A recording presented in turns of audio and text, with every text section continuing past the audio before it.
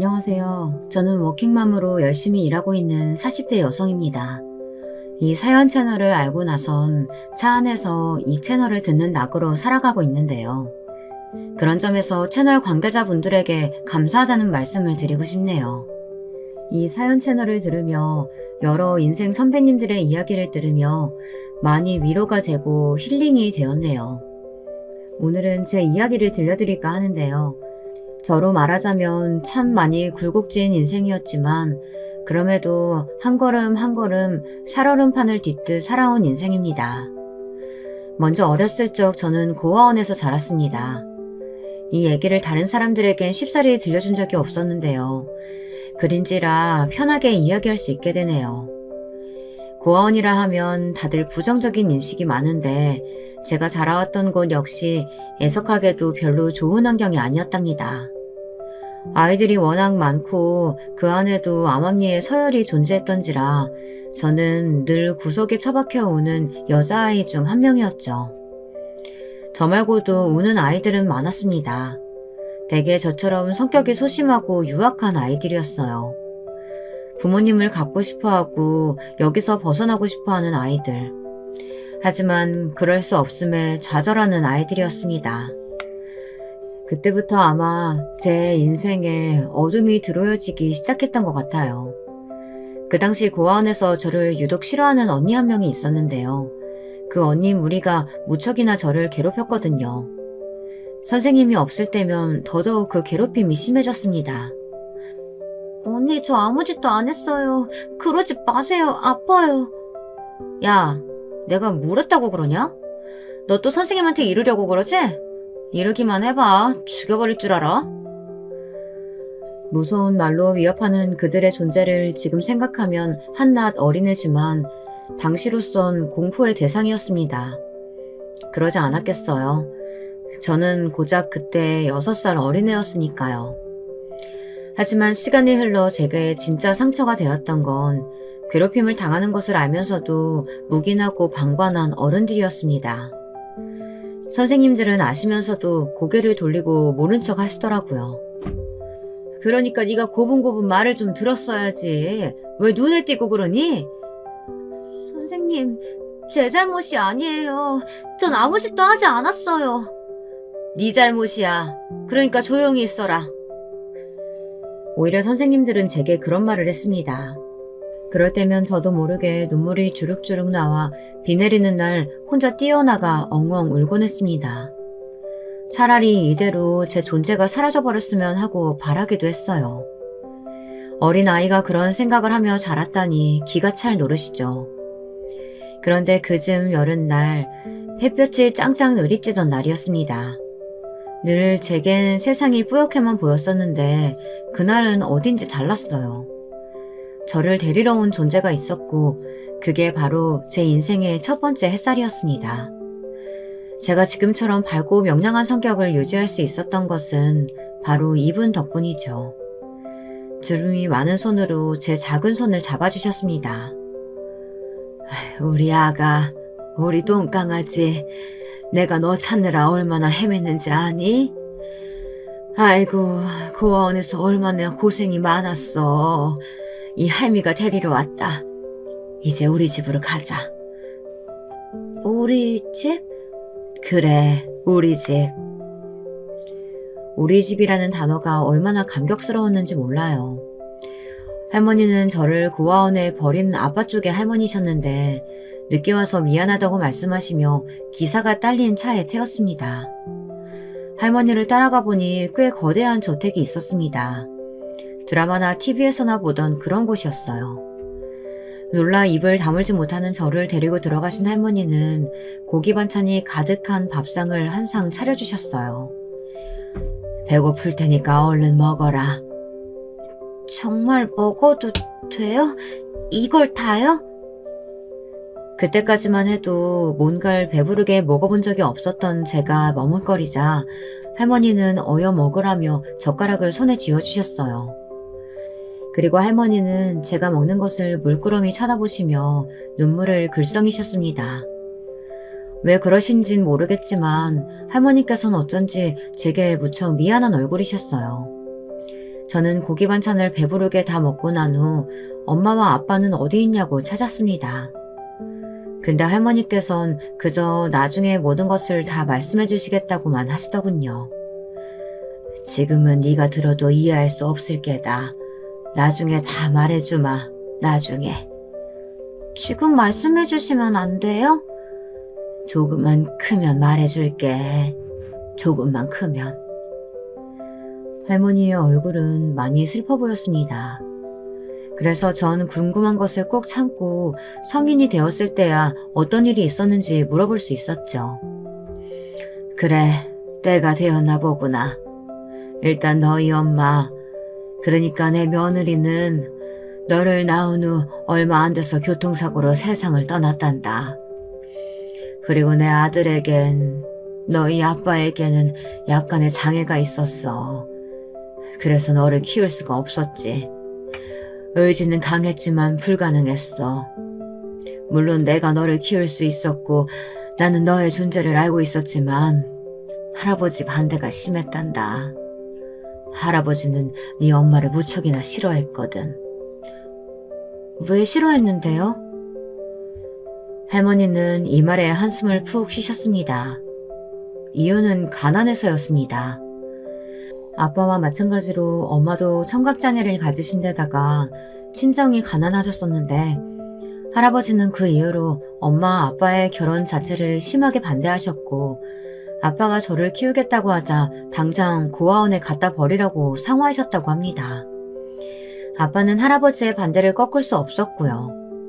그리고 더욱 비극적이었던 부분은 아빠가 그 이후 홀로 살겠다며 부모와의 연을 끊어버리시다가 그만 엄마처럼 생을 달리해버리신 겁니다. 그러니 제가 엄마도 아빠도 볼 수가 없었죠. 영감이 어느 날부터 시름시름 앓더라고. 자기 아들이 죽은 게 자기 탓 같다 이러시면서 그러더니 허망하게 가버렸어. 그리고 나는 너를 데려왔지. 너라도 있어야 우리 아들에게 용서를 받을 수 있을 것 같아서 말이야. 할머니께서 눈물을 뚝뚝 떨구시며 하신 말씀은 참 가슴이 아팠습니다. 할머니께선 제가 자라는 내내 물질적인 지원을 정말 아낌없이 해주셨어요. 친구들은 제가 고아원 출신이라는 것을 짐작조차 하지 못했거든요. 그 이유와 배경에 죄책감이 있으셨다니 저도 덩달아 마음이 무거워지는 기분이었습니다. 그러다 집안에 일이 생기게 되었습니다. 생기지 않았으면 하고 바라던 일이었죠. 제가 대학을 가면서 독립해 살고 있었을 적 한 달에 한 번은 할머니를 보기 위해 집에 들리곤 했는데요. 언젠가부터 할머니가 잘 걷지도 못하시고 눈도 침침하다 하시더군요. 느낌이 안 좋아서 서둘러 할머니를 모시고 대학병원에 갔는데 충격적인 말을 들어야 했습니다. 암이 많이 전이되셨네요. 통증이 심하셨을 텐데 어떻게 참으셨어요? 네? 저희 할머니가 암이라고요? 말도 안 돼요. 일단은 병원에 입원하셔서 치료받으시고요. 경과를 지켜보도록 하죠. 아가, 나는 괜찮아. 늙으면 원래 몸이 하나둘 고장 나는 거야. 저와 달리 할머니는 덤덤히 웃으셨습니다. 마치 이것이 본인의 숙명인 듯 괜찮다며 외려 저를 위로하셨어요. 그리고는 병원에 입원하시게 되었는데요. 간병인을 쓰고 싶지 않아 휴학을 하고 제가 직접 할머니를 간호했더니 할머니는 제게 많이 미안해 하시더라고요. 그토록 많은 것을 베풀어 주셨으면서 이런 작은 것에 미안해 하시는 할머니를 보며 생각이 많아졌습니다. 그러다 할머니께선 혹시나 모를 경우를 대비하고 싶으셨던 건지 지은 죄를 속죄하고 싶으시다며 대학 등록금도 모자라 갖고 계신 건물을 제 앞으로 증여하려고 하셨습니다. 우리 소녀한테 할미가 해줄 수 있는 건 이런 것뿐이야. 이걸로 너 하고 싶은 거 마음껏 해보고 살아라. 늘 사업해보고 싶다고 했잖니. 할머니, 나 이런 거 필요 없고 그냥 할머니가 건강해졌으면 좋겠어. 시간이 지나면서 할머니의 상태는 다행히 조금씩 좋아졌지만 저는 당시 좋은 회사에 취직해 할머니에게 이 사실을 알릴 날만을 기다리고 있었는데요. 할머니가 아프시게 되었으니 현실이 너무 씁쓸했네요. 그러다 제 인생의 두 번째 태양이 뜨게 되었는데 그건 바로 저희 남편 그리고 시아버지입니다. 이제 드디어 저희 시아버지 이야기를 할 때가 되었는데요. 사실 저는 남편을 알기 전 시아버지를 먼저 알았답니다. 시아버지는 당시 제가 다니는 회사 근처 작은 회사의 대표님이셨어요. 어느 날 거래처 미팅 겸 시아버지의 회사에 들렀다가 안면을 익히게 된 것이죠. 다정하시면서도 호쾌하신 모습이 무척이나 인상적이셨답니다. 그리고 두 번째로 시어머니가 운영하는 개인 카페에서 동료들과 이야기를 나누다가 시아버지를 만나 개인적인 이야기를 나누게 되었고요.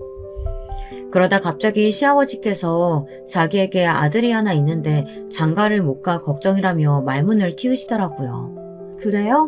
사진 보니까 되게 잘생기셨던데요. 아이고, 그럼 한번 만나볼래요? 아니, 부담 없이 만나봐요. 나는 아무 개입 안 할게요. 언제 만났는지 뭐 그런 거 일절만 안 물어볼 테니까 만나주면 고맙겠는데. 어때요? 그냥 장단을 맞추기 위해 한 말이었는데 바로 덥석 잡아채시는 태도에 놀라고 당황스러웠습니다.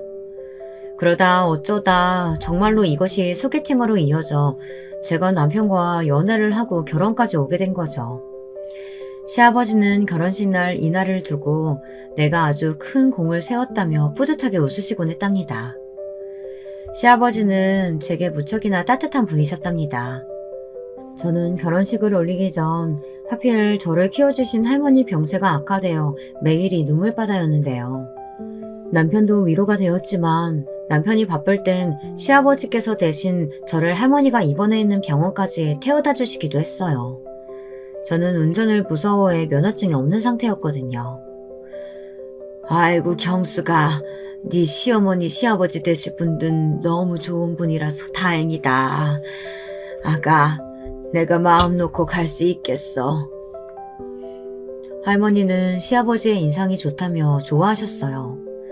그리고 할머니의 건강 상태를 고려해 결혼식 날짜를 앞당기었는데요. 할머니는 제 결혼식을 꼭 보고 싶어 하셨기에 이때 시부모님에게 무척 고마우셨습니다. 저희는 무사히 결혼식을 치루었고 그 후 할머니는 안타깝게도 하늘의 별이 되시고 말았습니다. 이때도 시부모님이 옆에 있어 주셔서 조금은 든든했습니다. 물 한 모금 제대로 못 마시는 저를 챙겨주신 것도 시아버지였죠.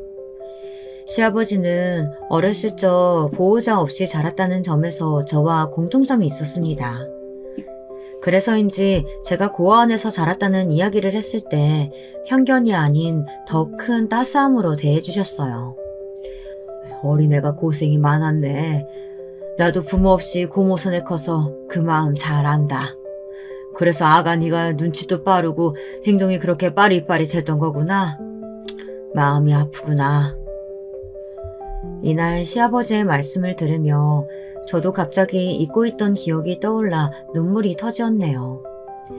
아무쪼록 시댁은 제게 또 하나의 든든한 울타리, 가족이 되어주었습니다. 그러다 일이 하나 터지고 말았는데요. 남편에게는 아주버님이 한 명 있었는데 왜 집안에 꼭 한 명씩 사고치는 사람들이 있잖아요. 이 아주버님이라는 사람이 그렇게 시부모님의 노후자금을 야금야금 뺏어가곤 했답니다. 줄줄이 말아먹는 사업을 명목으로요. 아주버님은 어렸을 적부터 하도 사고를 치고 다녀 합의금을 그렇게나 많이 물어줘야 했다고 하는데요. 나이가 들어서도 변함이 없더라고요. 시아버진 그게 다 자신의 탓이라고 하셨습니다. 내가 집에 많이 없어서 일하느라 바빠서 애들을 못 돌봐 그랬던 것 같다. 그러시며 한숨을 푹 쉬시는데 제가 생각하기엔 이건 시아버지의 탓이 아니었죠. 남편은 아주 바르게 자랐으니까요. 그러다 어느 날은 제가 한번 빵 터져버리고 말았습니다. 저도 성질이 고운 편은 아니었는데 이날 아주버님의 행동이 정말 너무하더라고요. 나 없이 생일잔치 하니까 기분 좀 나나 보네? 아버지 엄마 어떻게 이래요? 나 지금 배신감 장난 아니야. 돈이나 주고 이러든가. 이게 무슨 짓거리야. 자식은 길바닥에 버려놓고. 아주버님, 솔직히 너무하신 거 아니에요? 이렇게 갑자기 들어닥쳐 돈 얘기하시면 어떡해요. 지금 분위기 어떡할 거예요. 저희 남편도 지쳤어요. 다들 지쳤고요. 이제 그만 돈돈 좀 거리세요. 언제는 시아버지의 생일날에도 술을 진탕 먹고 찾아와 행패를 부리길래 제가 못 참고 한마디를 했습니다. 그랬더니 재수씨, 왜 이렇게 사람이 막 나가? 미쳤어? 고아 출신이라더니 사람이 못 배워먹어서 그런 거야? 하며 물건을 집어들더군요. 화도 났지만 본능적으로 너무 무서워 주춤거리며 뒤로 빠졌습니다. 근데 그때 시아버지께서 냄비로 아주버님의 머리를 땡 소리나게 때리셨습니다. 어디서 감히 내 귀한 며느리한테 뭐가 어째? 고아 출신? 네 놈보다 훨씬 바르고 귀하게 큰 애야. 어디서 그딴 말을 씨부리고 앉아있어? 말이면 다 한 줄 알아? 봐주고 있었더니 이제는 못하는 말이 없네. 시아버지가 그렇게까지 노하신 모습은 처음이었어요. 그러면서 제 편을 들어주시는데 순간 눈물이 찔끔 났습니다. 우리 친정아빠가 살아계셨다면 아마 똑같이 행동했겠지 싶더라고요. 근데 아주버님은 시아버지가 제 편을 들어주신다는 게 분했던 건지 더 난리가 나서 집안의 온갖 물건을 부술기세로 골프채를 휘둘렀습니다. 아버진 장남보다 며느리가 더 소중해? 며느리가 뭐라고? 그딴 게 뭐라고? 다 필요 없고 그냥 돈이나 내놔요. 돈 달라고! 바락바락 소리를 지르는데 개가 따로 없었습니다. 남편도 여기선 더 두고 볼 수 없었는지 저를 뒤로 물러나게 하고 아주버님을 몸으로 제압했습니다. 당시 어머님은 저 한 구석에서 머리를 싸매고 주저앉아 계셨고 아버님도 심란한 얼굴이었습니다. 다행히 나중에 경찰이 개입되면서 아주버님은 쫓겨나긴 했지만 솔직히 두렵더군요. 저를 보는 눈빛에 살기가 어려 있었는데 그게 정말 무슨 짓이라도 저지를 것 같은 사람의 얼굴이었거든요. 그리고 시부모님도 걱정이 되었습니다. 결국 저희 부부는 오랜 상의 끝에 그 근처로 이사를 오게 되었습니다. 시부모님이 가까운 곳에 있어야 저희도 안심이 될 것 같았어요. 아이고, 괜히 너네 직장에서 거리도 멀어지고 내가 너무 미안한데 말이야. 아니에요, 아버님. 아버님이 제게 해주신 거에 비하면 약소해요. 그리고 아주버님 이대로 손 놓고 있기엔 조금 위험한 것 같아요. 혹시 밤중에라도 술 먹고 찾아오면 꼭 말씀하셔야 돼요. 그래, 알았다, 며느라가. 고맙구나. 그렇게 저희가 가까이 사니 시부모님도 은근히 마음을 놓으신 것 같았어요. 거리가 가까워지니 아무래도 왕래가 더 잦아지면서 함께 여행도 가고 즐거운 시간도 보낼 일이 많아졌는데요. 저희 시아버지가 직장에서 은퇴를 하시는 날에도 저희는 함께 했습니다. 사실 시아버지는 지금껏 꾸린 회사를 그만둘 시점을 미리 정해두시고 계셨거든요. 저는 그간 일하신 노고를 기리고자 케이크를 주문 제작해 거기에 고생하셨습니다 라고 적었는데 그걸 받은 시아버지가 새삼 너무 강동한 얼굴이더라고요.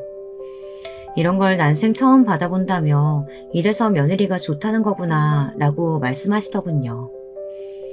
아버님, 그간 고생 많으셨잖아요. 이제는 어머님이랑 편히 쉬세요. 하하, 완전히 쉴 수 없지. 이 사람 카페 일도 도와주고 그래야지. 그래도 회사 안 나간다는 사실 하나만으로는 좋기도 하구나. 내일 무슨 일을 해야 할지 모른다는 게 어떤 기분인지 너네는 짐작도 못할 거야.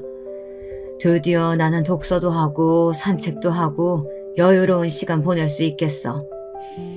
고맙다, 며느라가야. 케이크 너무 좋은 선물이구나. 저는 사실 일이 주는 활력이 크다고 생각하는 사람이어 걱정이 컸는데요. 오히려 시아버진 휴식을 참 잘 즐기시더라고요. 나중에 들어보니 워낙에 회사를 꾸려나가느라 바쁘셨어서 휴식이 간절하셨다고 합니다. 오랫동안 이런 일 저런 일 겪으며 사업에 뛰어드셨던 분이라 젊었을 적부터 고생이 많으셨다고 하더라고요. 거기다 시간이 많아져서 그런지 저를 더 많이 챙겨주시기도 했어요. 제가 당시 임신 상태였거든요. 입덧도 심하고 태동 때문에 고생이 컸는데 시아버지가 직접 반찬도 갖다 주시고 하셨습니다. 번번이 감사해요, 아버님. 아니다. 시간 많은 노인네가 뭔 할 일이 있겠어. 부담스러워 말고 받아. 또 필요한 거 있으면 언제든 말하고. 은퇴 후 아버님은 어쩐지 훨씬 더 행복한 얼굴이셨습니다. 그전에도 사람 좋은 미소를 늘 짓고 계셨지만 은퇴 후 이제야말로 꿈꾸던 삶이라고 직접 말씀하실 정도였으니까요. 그런데 왜 하늘은 이런 아버님을 가만두지 않았던 걸까요? 인생이란 사계절이란 말이 딱 맞나 봅니다. 봄이 있으면 겨울이 있듯 이 시기는 정말이지 아주 차디찬 겨울이었습니다. 어느 날 아버님께서 언젠가부터 시댁에 가면 보이지를 않더라고요. 들어가 보면 주무시고 계시고 어느 날은 아프다 하시고요. 걱정되어 어머님께 여쭤보니 어머님도 무슨 일인지 모른다고 하시더군요. 느낌이 불길했습니다. 갑자기 쎄한 촉이 왔어요. 아주버님의 얼굴이 스쳐 지나가 남편에게 혹시 들은 소식이 없냐 물었죠. 남편도 그런데 아주버님의 소식을 모르고 있었습니다. 도대체 아주버님은 어디서 무얼 하고 있을까? 혹시 이게 시아버지의 좋지 않은 안색과 관련이 있을까? 저 혼자 상상의 나래를 펼쳤었는데요. 그러다 직접 이것을 쓰라리게 겪고 마주치게 되었습니다. 저로선 전혀 예상하지 못했어서 더 당황스럽고 어떻게 반응해야 할지 모르겠더라고요. 어느 날 아버님으로부터 연락이 왔습니다. 저희 집으로 갈 테니 잠깐 얘기를 하자는 것이었어요. 작은 술상을 준비해놓고 기다리고 있었는데 거의 죽을 상이 된 아버님이 도착하셨습니다. 심장이 쿵쿵 뛰었죠. 아버님께서 저희를 모아놓고 힘없이 말씀하시는데 듣는 내내 충격적이었습니다. 무슨 일인데 그래요, 아버지? 설마 형 이야기예요? 남편의 말에 아주버님은 잠시 침묵을 지키시더니 고개를 끄덕이셨습니다. 그리고 뒤이어 긴 내용을 말씀하셨는데 요약하자면 아주버님에게 그만 사기를 당해 돈을 뜯겼다는 것이었습니다. 멍해져서 무슨 말을 해야 할지 몰랐던 저와 달리 남편은 이해할 수 없다는 듯 시아버지를 책망했습니다. 아니 아버지 왜요? 왜 그러셨어요? 형한테 줘봤자 어떻게 돈 쓸지 다 아시잖아요. 노름 아님 술이라고요. 아님 망할 사업이요. 안다 알아. 근데 갑자기 자기가 암에 걸렸다면서 찾아왔더구나. 진단서까지 보여주는데 믿어버렸다. 수술비랑 이것저것 달라는데 안 줄 수가 없었어. 암이요? 아주버님이 암에 걸렸다 했다고요? 네, 마음이 약하셨던 시아버지는 그만 아주버님의 거짓말에 넘어가 돈을 주었고 그 돈은 공중으로 사라져 버렸던 것이었습니다. 아주버님은 해외로 이미 튀었다고 하더라고요. 시어머니 역시 미운 자식이었지만 아프다 하니 악묵적으로 동의를 해버렸고요. 하지만 그것만이었다면 다행이었겠죠. 불행은 연이어 터지고 말았습니다. 시어머니께서 운영하시던 개인 카페에 손님들이 떨어지기 시작한 거예요. 그 앞에 대형 프랜차이즈 카페가 생기면서요. 이걸 어떡하면 좋으니? 내가 어떻게 만든 가게인데. 여보, 어떡하면 좋아요. 카페 적자도 장난 아니고 이대로 가다간 접어야 돼요. 매일이 곡소리였습니다. 특히 카페는 시어머니에겐 굉장히 애착 있는 곳이었기에 그만큼 상심도 크셨습니다. 사실 개인 카페는 망할 확률이 많잖아요. 하지만 한 분 한 분 단골을 만드시면서 커피 맛에 신중을 기하면서 어렵게 10년 넘게 운영하시던 가게였거든요. 그 일로 시어머니도 알아누우시고 시아버지 역시 우울해 보이셨어요. 그러다 시아버지께서 가게를 살려보시겠다고 여러 시도를 하셨는데 그러면서 또 돈이 새어나가게 되셨어요. 가만히 나 있을걸. 내가 괜한 짓을 했네 그려. 아니에요 아버님. 자책하지 마세요. 잘 될 거예요. 제가 도와드리고 싶었지만 남편은 일단 상황을 지켜보자며 말렸습니다. 그렇게 원래는 두 분 모두 노후가 어느 정도 준비되어 계셨지만 결국 카페가 망하고 시아버지가 투자한 곳마저 실패를 맞이하시며 결국 모아놓은 돈은 상당 부분 잃으시고 말았습니다.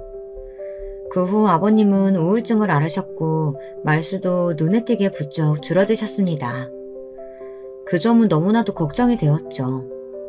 그런데 제가 아이를 막 출산하고 너무 정신이 없었을 때라 제대로 챙겨드릴 수가 없었습니다. 아버님은 저를 그렇게나 챙겨주셨는데 막상 제 아이를 돌봐야 하니 안부 이사 말곤 딱히 할 수 있는 게 없더라고요. 그래도 제게 할머니가 남겨주신 재산이 있었으니 아버님을 다른 방면으로 도와드릴 수는 있었습니다. 아버님, 제가 사실은 할머니께 받은 건물이 있어요.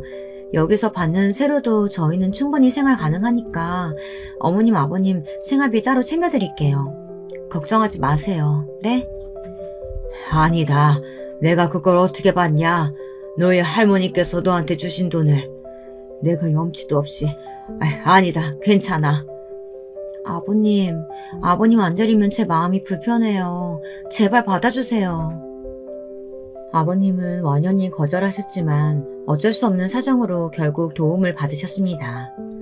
근데 받으시면서도 무척 찝찝해하셨고 죄스러움이 가득하셨죠. 미안하다며 언젠가 꼭 갚으시겠다고 하더라고요. 그러던 어느 날 집안이 조금 새로운 분위기로 바뀌게 되었는데요. 명절날로 기억해요. 아버님께서 술을 한 모금 들이키시더니 결연한 얼굴로 말씀하시더라고요. 이젠 내가 일을 해야 할 처지가 되었구나. 나도 사람 인생이 한치 앞을 모른다는 걸 알고 있었는데 이렇게 될 줄은 정말 몰랐다.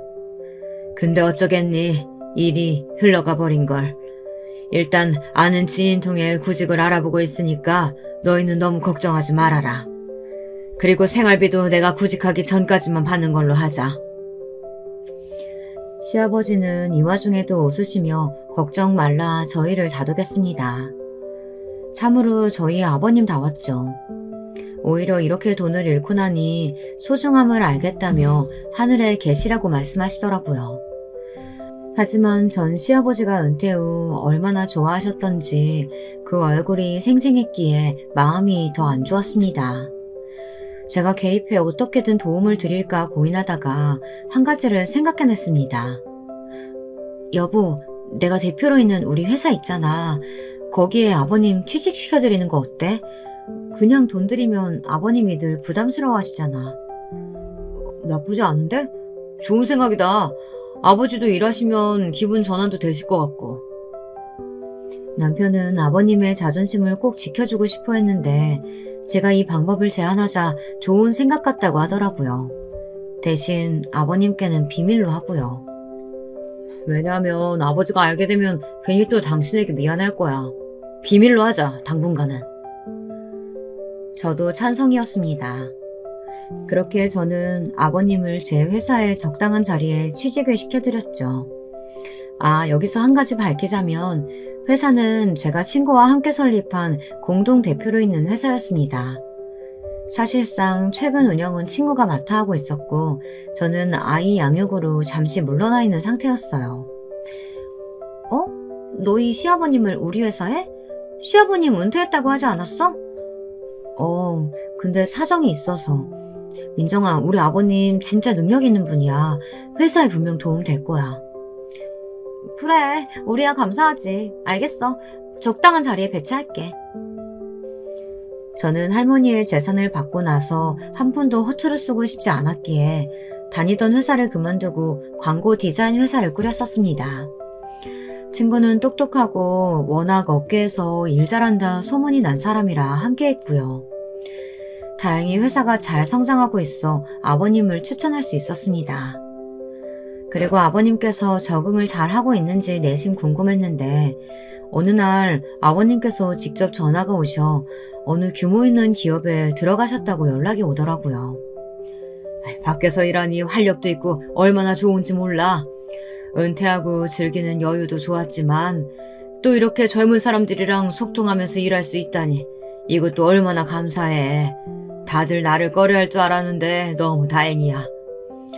그러니까요. 아마 아버님이 능력이 있으셔서 뽑힌 걸 거예요. 저도 기분 좋네요.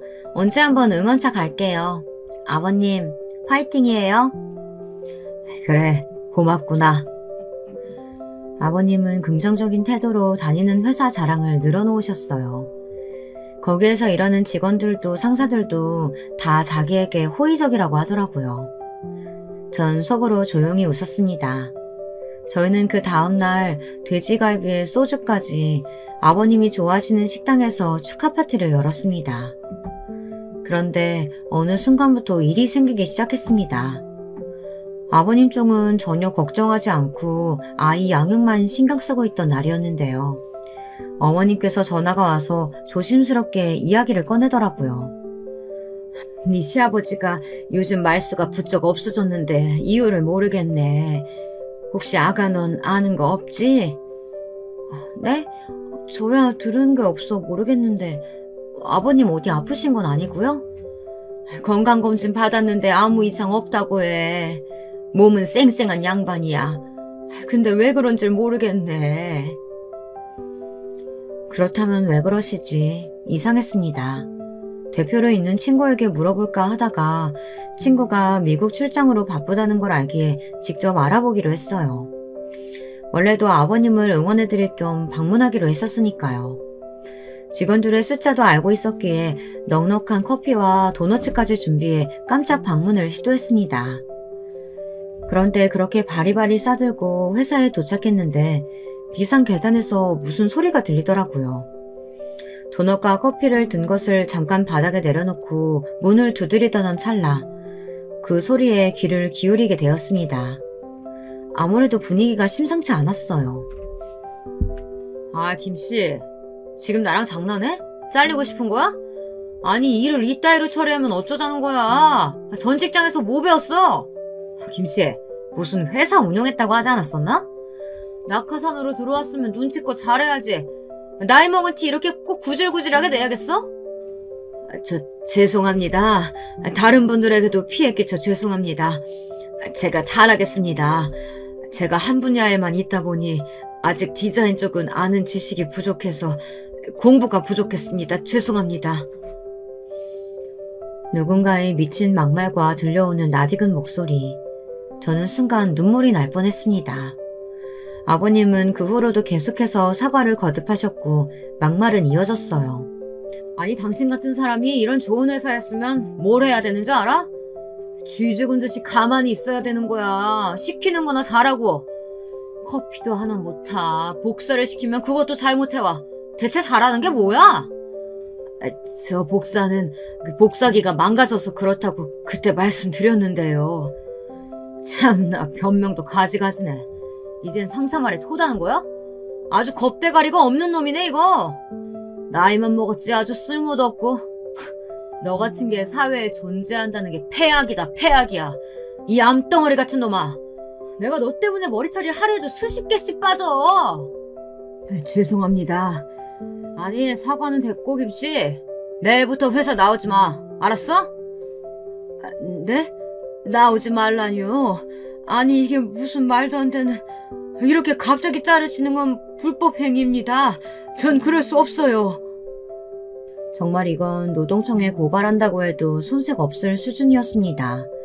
제가 부들부들 떠는 사이 그 상사란 놈은 요요히 비상 계단문을 열고 사무실로 들어가 버리더군요.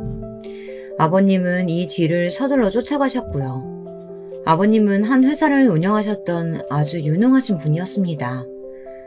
이런 대접을 받아서도 받을 수도 없었죠. 저는 숨을 고른 후 아까부터 켜두었던 녹음기를 그대로 가방에 넣은 채 사무실 문을 열었습니다. 아버님과 눈이 마주치자 아버님은 놀란 눈으로 저를 바라보시다 이내에 고개를 떨구셨습니다. 저는 당당히 그 상사란 사람에게로 다가갔죠. 그러자 그 상사란 인간은 제 손에 들린 커피를 보고는 물건 팔러 온 잡상인인 줄 알았는지 나가라고 손짓을 하더라고요. 뭐하는 사람인데 여기 들어와 있는 거예요? 나가세요. 잠깐만. 아버님, 아버님은 잠깐 빠져 계세요. 제가 알아서 할게요. 그러다 문득 저는 그 상사라는 사람의 얼굴을 뚫어지게 쳐다보았는데요. 참 악연도 이런 악연이 없더라고요. 기시감이 들었어요. 저는 그 상사라는 사람의 얼굴을 너무나도 잘 알고 있었습니다. 어떻게 알고 있었냐고요? 제가 전에 할머니의 건물을 증여받았다고 말씀드렸잖아요. 그 건물에 새들어 살고 있는 삼겹살 가게가 있었는데요. 그 가게 식구 중 한 명이었습니다. 가끔 건물 관리를 할 겸 왔다 갔다 하고 있었기에 얼굴을 익히 알고 있었어요. 근데 제 건물 세입자면서 저희 아버님에게 이런 폐악질을 부리고 있었다니 기가 차서 웃음이 나왔죠. 전 그대로 상사란 놈에게 아까 아버님에게 한 말을 사과하라고 시켰습니다. 뭐? 사과? 아니 뭐래니 지금? 당신 누구야? 뭐하는 사람인데 이렇게 나대? 여기 아무나 드나들 수 있는 곳 아니니까 나가세요 아줌마. 저 여기 있는 저분 며느리 되는 분이고 여기 있을 자격 되는 사람입니다. 그러니까 사과부터 하세요. 고발하기 전에. 아니 고발은 해야겠지만. 웃겨 죽겠네. 며느리? 아이고 당신 시아버지가 일을 개떡같이 해서 내가 아주 골치가 아파 죽겠는데 며느리? 잘 오셨네. 저기요 당신 시아버지 좀 그만 나오게 하든지 아님 일을 대신하든지 처리 좀 하세요. 이런 나이 많고 화자 있는 것들은 싹 다 처리해버려야 되는데 우리 회사가 너무 물러 터졌어. 애사심이 전혀 없으시네요. 회사 욕이나 하고 있고 그것도 근무 시간에. 애사심? 아니 당신이 뭔데 자꾸 애사심을 운운해. 당신이 뭔데? 그러면서 그 인간 말종과 다름없는 상사라는 사람은 시아버지 쪽으로 가서는 머리를 손가락으로 툭툭 치더라고요. 보고도 믿을 수가 없었어요. 이런 무능력한 노친네가 도대체 어떻게 회사에 취직한 건지 모르겠다며 무슨 비리가 있는 모양인데 자기만 손해를 보고 있다고 혼자 분을 쏟아내더라고요. 나이 많은 것들은 은퇴했으면 어디 집구석에 처박혀 있거나 경로당에 가야 되는데 도대체 왜 회사에 끼질러 나오냐고. 난 이해할 수가 없네. 이제 며느리까지 와가지고 건방지게 훈계나 하고 있고 말이야. 그 말을 들으시며 시아버지는 눈물을 참고 계셨습니다. 그리고 전 참지 못하고 절대 하지 않으려 했던 행위를 했습니다. 명함을 면상에 날리고 뺨을 갈겨버린 것이죠. 짝 소리가 나자 그놈은 휘청거렸고 얼떨떨한 눈으로 저를 쳐다보더라고요. 당신 지금 내 뺨 때렸어? 당신 미쳤어? 할 말 끝나셨죠? 이게 제 명함입니다. 눈 달려있으면 똑바로 보세요. 그놈이 그 와중에도 눈을 돌려 명함을 보았고 대표라고 적힌 제 이름을 보자마자 그만 얼어붙어 버렸습니다. 저보고 진짜 대표가 맞냐고 묻더군요. 그때 뺨을 치는 소리에 놀랐는지 슬금슬금 직원들이 몰려들었고 친구도 함께 왔습니다. 출장에서 이제 막 돌아왔나 보더라고요. 기가 막힌 타이밍이었죠. 무슨 일인지 묻는 친구에게 저는 간결하게 상황을 설명했죠. 녹음 파일 줄 테니까 꼭 들어봐. 그리고 이 직원 잘라. 내일부터 나오지 마세요. 그놈이 했던 막말은 전혀 가벼운 게 아니니 그에 대한 처벌도 엄중히 할 것이었습니다. 저는 친구의 처신을 믿고 그대로 아버님과 함께 회사를 빠져나왔습니다. 일단 지금 가장 많이 상사를 받으셨을 아버님을 달래드리는 게 급선무라고 생각했어요. 아버님은 우선 어떻게 그게 제 회사였냐고 물으시더라고요. 저는 거짓말을 해 죄송하다고 말하며 저도 모르게 눈물을 떨구고 말았습니다. 아버님이 슬퍼하시는 모습 보는 게 힘들어서 그냥 제멋대로 일을 처리해버린 것 같아요. 어쩌면 그냥 기다렸어야 했는데 죄송해요, 아버님. 그 후 어떤 훈계나 야단이 날라올 줄 알았는데 아버님은 저를 꽉 안아주셨습니다. 그러면서 상황을 설명해 주셨어요. 그놈이 언젠가부터 나한테 자꾸 시비를 걸더라고. 처음 내가 들어왔을 때부터 마음에 안 들어 하긴 했어. 나한테 실수인 척 야라고 부른 적도 있었고 김씨 거리면서 함부로 대했으니까. 그러다 어느 날부턴 자기 담배 심부름을 시키더라고. 난 하기 싫었지만 또 어렵게 들어간 회사 잘리기는 싫어서 그냥 꾹 참고 해줬지. 근데 그게 실수였었나 봐. 내가 한번 심부름 해주니까 그 다음부턴 온갖 심부름을 다 시키더라고. 아버님의 이야기에 저는 말로 표현할 수 없는 분노를 느꼈습니다. 아버님은 단순히 담배 심부름, 커피 심부름만 한 것이 아니었어요. 말로 온갖 모욕을 다양하셔야 했습니다. 아버님은 그 상사란 놈에게 더 좋은 일의 방향을 제안했더니 그게 자존심이 상했는지 모욕의 수치가 더 심해졌다고 했어요. 어느 날은 아버님 머리를 툭툭 치기도 하고 조금만 일을 잘못해도 욕설을 내뱉기 일쑤였다고 했습니다. 사무실 직원들이 다 보고 있었을 텐데 그랬다고요? 아무도 도와주지 않았어요? 다들 안쓰럽게 생각하면서도 가만히 있더라고.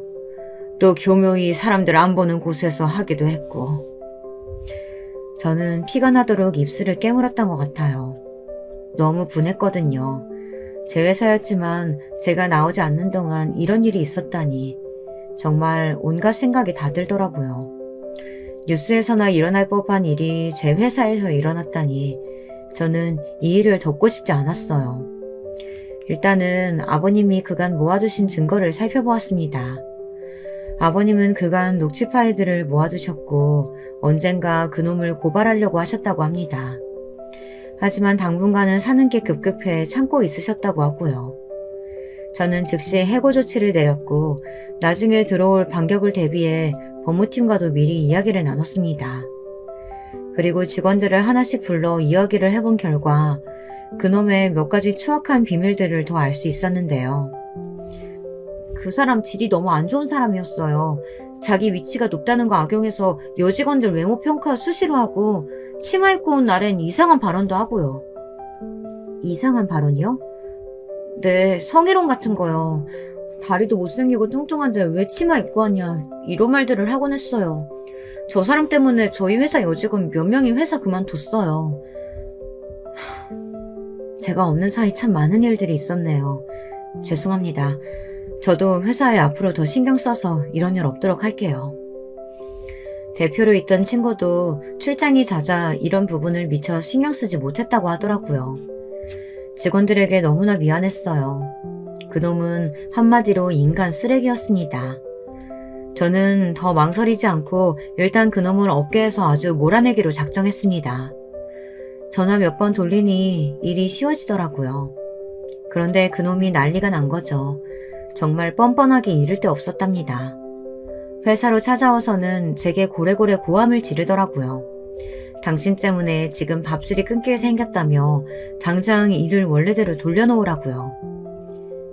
제가 왜 그래야 하죠? 이봐, 나 아는 친한 형님이 검사야. 이 일이 그 형님 귀에 들어가면 당신 회사 무사하지 못할 거라고. 이거 아주 갑질하는 거라고. 어디 조그만 구멍가게 같은 회사 주제에 직원을 잘라. 그 인간은 갑자기 친한 형님이 검사라며 법으로 승부를 보겠다고 하더라고요. 우습지도 않았습니다. 그럼 그렇게 하세요. 뭐? 고소를 하든 뭐든 하시라고요. 저도 맞대응할 테니까요. 아니, 이미 준비하고 있어요. 제가 당당하게 나오니 당황한 건 그쪽이더라고요. 이걸 공론화시키겠다, 인터넷에 글을 올리겠다 길길이 날뛰었습니다. 저는 뭐든 하라고 했고요. 저도 할 거 많아요. 여직원들에게 했던 행동들 기억하시겠죠? 사람이라면 기억해야 하는데 그것도 다 죄로 법으로 물을 겁니다. 말도 안 되는 이야기를 지어내고 있네. 제가 여직원 이야기를 하자 그놈은 희한하게 말을 더듬더니 갑자기 사라지더라고요. 그리고 며칠 후 제가 가지고 있는 건물에서 다시금 만나게 되었죠. 우연이지만 어쩐지 운명 같은 만남이었습니다. 그놈은 자신의 여동생이 운영하는 가게에 와서 밥을 먹다가 저를 발견하곤 또 난리를 피웠습니다. 아이고, 원수는 외나무 다리에서 만난다더니 잘 만났네. 야, 너 내가 지금 변호사 꾸려서 고소 들어갈 준비하고 있어. 각오하고 있어. 돈도 없으면서 변호사 팀을 꾸린다느니 허세를 부리고 있더군요. 저는 그대로 무시하고 여동생에게 다가가려고 했어요. 그때 오빠 왜 그래? 저분 우리 건물주인데 뭐라는 거야? 설마 오빠 해고 조치한 분이 저분이셔? 뭐? 건물주? 누가 건물주야? 설마 저 여자? 세입자인 여동생이 제 존재를 말하자 얼굴이 사색이 되어선 손과 발을 덜덜 떨더라고요. 저는 오해가 없길 바래 세입자인 동생에게 가 자세히 상황을 설명했습니다. 어떻게 저놈이 저희 회사에서 잘리게 되었고 어떤 말들을 해 논란이 되었는지요. 그러니 여동생분도 상황을 납득하셨는지 아무 말도 못하고 고개만 푹 숙이더군요. 가게에 불이익을 취하는 행동은 하지 않을 거예요. 하지만 저 사람 여긴 안 왔으면 좋겠네요. 저희 아버님께서 지금 저 사람 때문에 정신과까지 다니면서 약을 복용하고 있거든요. 네, 알겠습니다. 그렇게 할게요. 저희 오빠가 워낙에 고집이 세서 자기밖에 몰라요. 정말 죄송합니다. 이야기를 들어보건대 그놈은 이미 가족 내에서도 고집 세고 독선적이어서 세입자인 여동생도 손을 놓은 상태인 것 같았습니다. 원래 밖에서 새는 바가지가 안에서도 샌다고 하잖아요. 그러다 이때 등장하신 예상치 못한 사람으로 인해 저는 그놈에게 진정으로 사과를 받을 수 있었죠. 바로 이 망할 놈의 어머니였는데요. 마침 가게에 들르셨다 이 내용을 전부 전해 들으셨는데 갑자기 빗자루를 드시더니 아버님을 괴롭힌 그 사람을 무지막지하게 때리기 시작하더군요. 먼지나게 맞는다라는 표현이 딱 생각나는 장면이었습니다. 네가 어쩐지 회사를 잘 다닌다 했다. 또 사고 치고 다녀? 아파. 엄마 잠깐만요. 나이 먹은 성인이 저렇게 맞는 모습 솔직히 처음 봤습니다. 잔뜩 겁을 먹어갖고 가게 곳곳을 도망치는데 웃기기까지 했네요. 죄송합니다. 저는 건물주인지 모르고 제가 감히 실례를 범했네요.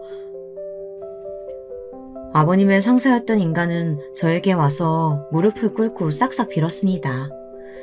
물론 앞으로 취직도 힘들 테니 비는 것이 자신에게 유리하다고도 생각했을 테지요. 저는 사과를 받진 않고 그냥 벌 받을 만큼 받으라고 말했습니다. 당신 때문에 여직원들이 몇 명 퇴사했다고 들었어요. 그거 관련해서 엄중한 조치가 취해질 거예요. 당신이 좋아하는 법, 그 법으로 죗값 다 받고 나오세요. 대표님, 네? 아니요, 제발요, 제발. 전 절대 그런 적 없습니다. 그저 전 회사에 충성을 다했어요. 정말이에요. 끝까지 발뺌하는 게 어이가 없네요. 인정하세요, 그냥. 그게 훨씬 나으니까. 그리고 당신이 우리 회사를 위해 총을 맞는다고 해도 선처해줄 생각 없어요. 내가 당신을 선처해주면 피해자들은 무슨 심정이겠나요? 쓰레기 같은 놈이라고 말을 덧붙이고 싶은 걸 겨우 참았습니다. 그러더니 며칠 후 도저히 어느 곳에도 취직이 안 된다며 저에게 개인적으로 전화가 걸려오기도 했습니다. 죄송합니다, 대표님. 한 번만 용서해주세요. 다시는 여직원들에게 함부로 대하지 않고 아랫사람들도 잘 챙기겠습니다. 문제되는 행동 안 할게요. 정말 먹고 살 곳이 없어서 그래요. 대답도 하지 않고 끊었습니다. 이런 놈에게 자비를 베풀고 싶지 않아서요. 그 후 저는 회사에서 이런 문제가 더 발생하지 않도록 친구와 대화를 나누며 동시에 아버님을 챙겼답니다. 아버님은 당시에 트라우마로 정신과와 심리상담센터를 다니고 계셨는데요. 아무래도 힘들 때일수록 대화 상대가 필요하실 것 같았기에 제가 아버님의 이야기를 많이 들려드렸어요. 다행히 조금씩 회복되어 지금은 건강하신 편이랍니다. 그리고 아버님의 취직은 더 이상 무리라는 생각에 최근에 가게를 하나 차려드렸는데요. 시어머님이 원래 장사하시던 위치에서 그리 멀지 않은 곳에 카페를 차려드렸는데요. 인테리어까지 마친 후 시부모님을 불러 조촐한 파티를 열었습니다. 아이고, 가게가 깔끔하니 너무 좋다. 우리 세아가 덕분에 우리 노후가 참 편안하네. 고맙다, 며느라가. 너한테 이 고마움을 다 어떻게 표현해야 할지 모르겠어. 아니에요, 어머님, 아버님. 그냥 앞으로 오래오래 건강만 해주세요. 제 곁에 오래 있어주시면 그걸로 좋게요. 따뜻한 커피를 마시며 온정어린 대화를 나누며 저도 아버님도 서로를 향해 다정히 웃어 보였네요. 아버님은 현재 어머님과 함께 카페를 운영 중이랍니다. 아직 후유증이라는 것이 남아있어 보이긴 하지만 그럼에도 하루하루를 열심히 살아나가고 계세요. 저도 이 일로 막중한 책임감을 느끼고 회사에 여러모로 더 신경을 쓰고 있고요. 제 사연 어떠셨나요? 요즘 뉴스를 보다 보면 회사에서든 어디에서든 자기가 돈을 주는 위치라고 해서 아랫사람들에게 갑질하는 사람들이 그렇게 많다고 하더라고요. 그로 인한 피해자들의 상처도 크다고 하고요. 어떻게 사람이 사람에게 그럴 수 있는지 세상이 요지경이라는 말이 생각나곤 합니다. 또 아버님 일이 생각나 마음이 아파지기도 하고요. 서로를 존중하고 한 번만 서로의 입장에서 생각해 본다면 이런 일이 벌어지지 않았을 텐데 말이죠. 그리고 이런 일을 겪어본 사람으로서 갑질한 사람들이 더 엄중한 벌을 받을 수 있도록 법의 규제도 좀 더 엄격해졌으면 좋겠습니다. 사실상 녹취록들이 많아 그놈은 법의 제재를 받긴 했지만 그놈이 한 짓에 비하면 상당히 가벼운 벌이었답니다. 그러니 엄격해져도 나쁜 놈들이 더 나빠지지 않도록 최소한 대놓고 하지 못하도록 조치가 취해졌으면 좋겠습니다. 이제 슬슬 사연을 마칠 시간이 되었네요. 그러면 다들 모두 마음 평온한 하루 되시길 바라며 제 사연을 마치도록 할게요.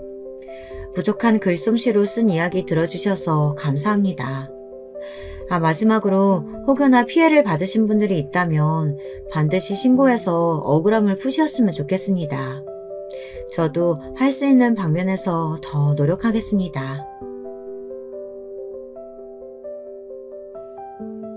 안녕하세요. 저는 50대 여성입니다. 지금은 서울에 살고 있고요. 나름대로 조용하고 편안하게 직장에 다니면서 살고 있어요. 사연 유튜브 항상 재미있게 보고 있는데 제 이야기도 한번 전해드려보고 싶어서요. 저는 20대 중후반 정도에 결혼했어요. 남들보다 늦지도 빠르지도 않은 시기에 한 결혼이었죠.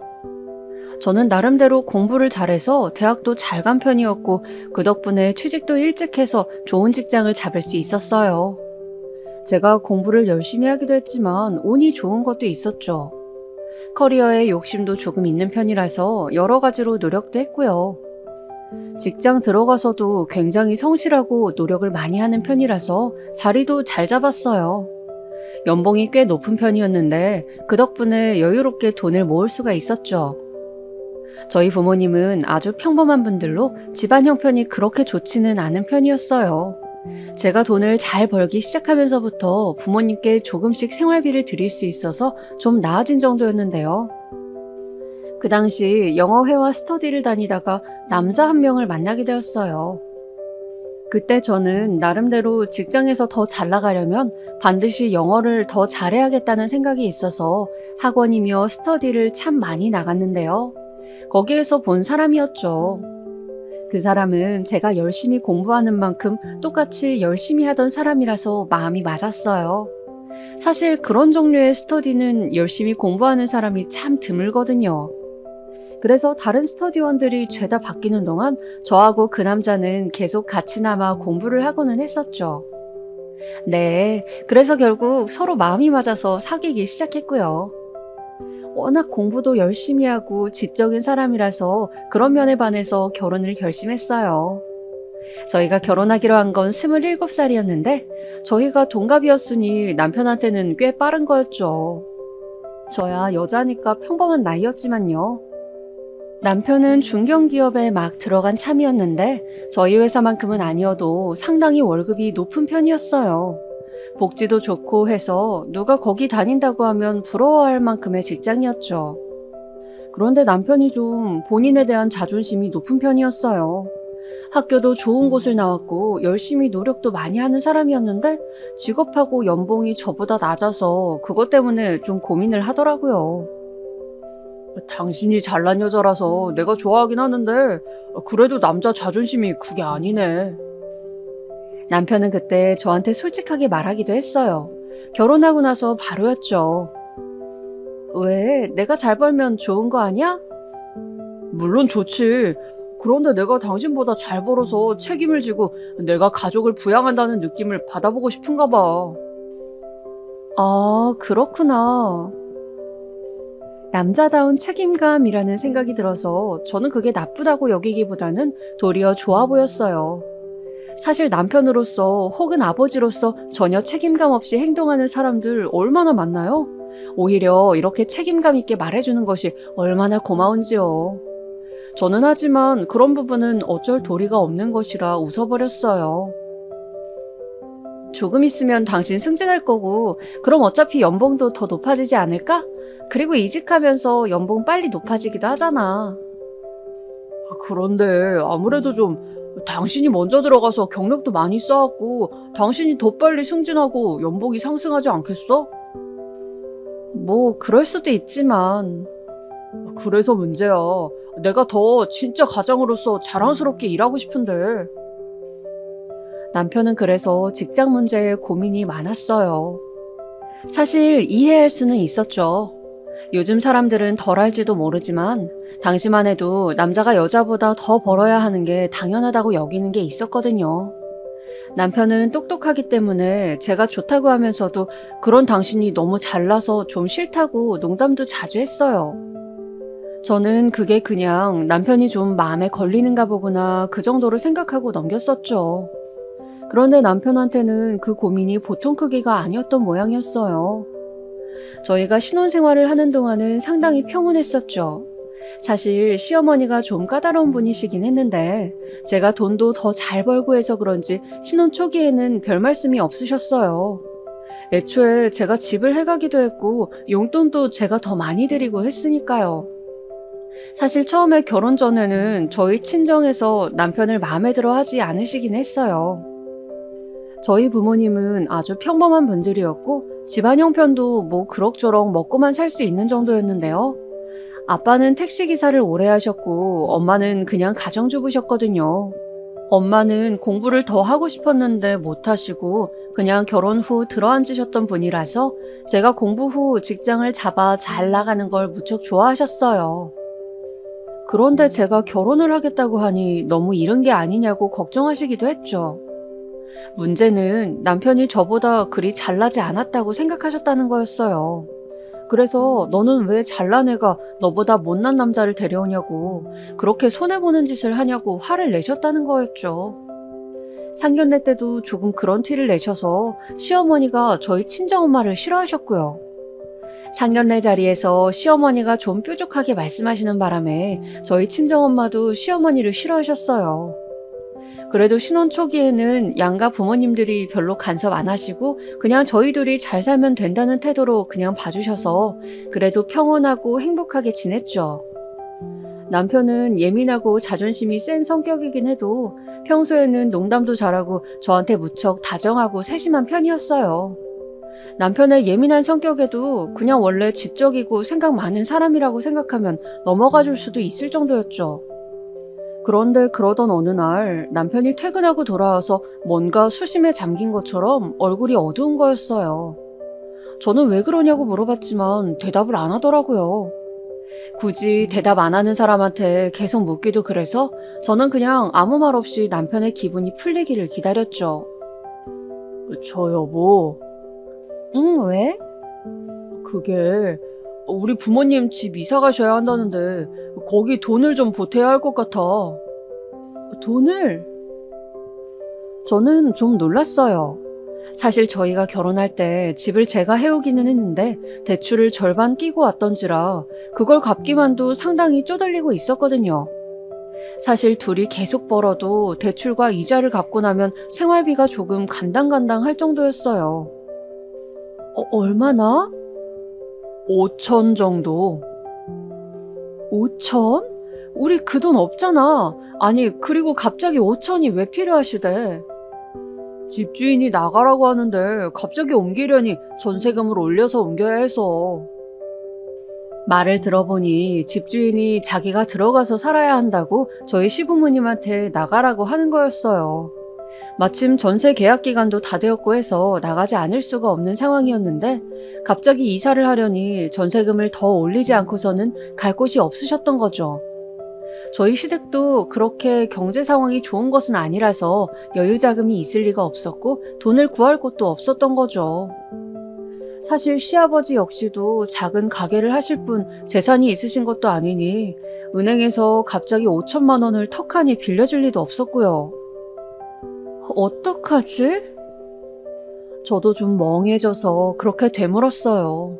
남편은 한참이나 얼굴을 찌푸린 채로 고민을 하더군요.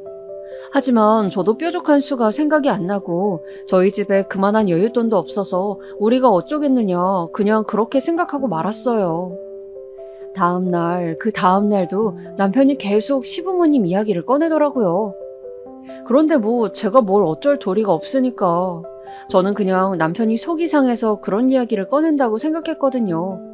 그런데 아니더라고요. 사흘쯤 지나고 나니까 남편이 너무 속상하다는 투로 저한테 말을 했어요. 아니, 당신은 내가 이렇게까지 말하는데 정말 너무 무심한 거 아니야?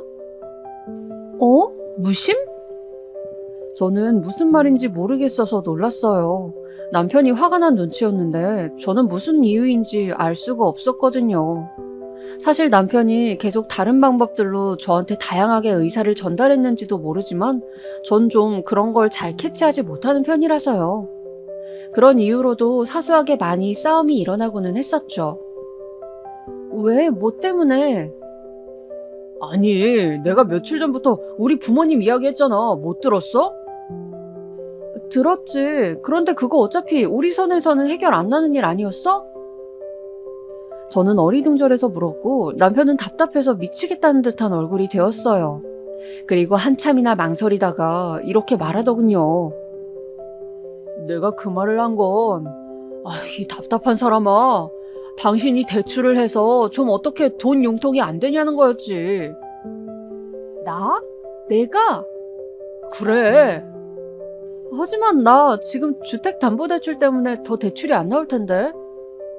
당신 연봉이 워낙 높고 직장도 좋아서 신용대출 5천은 나올걸? 아닐 텐데.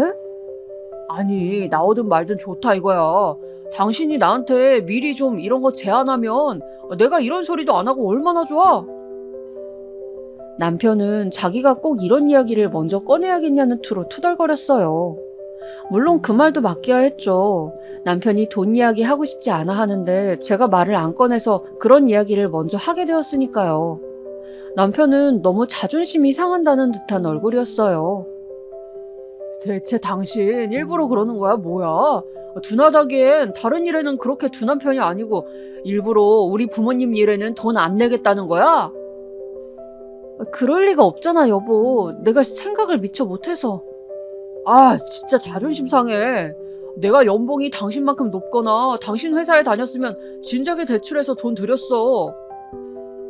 그렇게 말하고서 남편은 휙 나가버렸어요. 저는 머쓱해졌죠. 남편이 예민하고 세심한 데에 비해서 저는 좀 둔한 편이었고 그래서 이런 때에 굉장히 난감했어요.